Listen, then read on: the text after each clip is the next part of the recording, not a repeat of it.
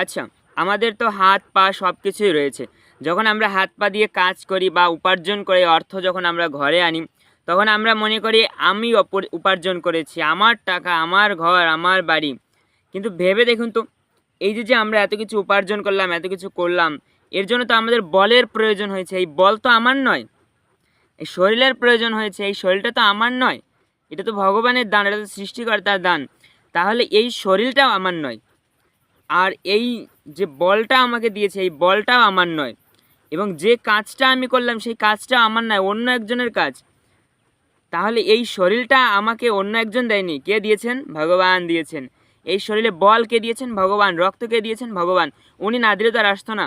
আমাদের পাশের বাড়ির ডাক্তার সাহেব তো ভরে দেয়নি আমার ভিতর রক্ত। তাহলে কে দিয়েছে? সৃষ্টিকর্তা ভগবান আমাদেরকে দিয়ে পাঠিয়েছেন। তাই আমাদের শরীরে যতটুকু রক্ত আছে বা আমাদের শরীরে যত ক্ষমতা আছে, এই সব কিছু ভগবানের দান।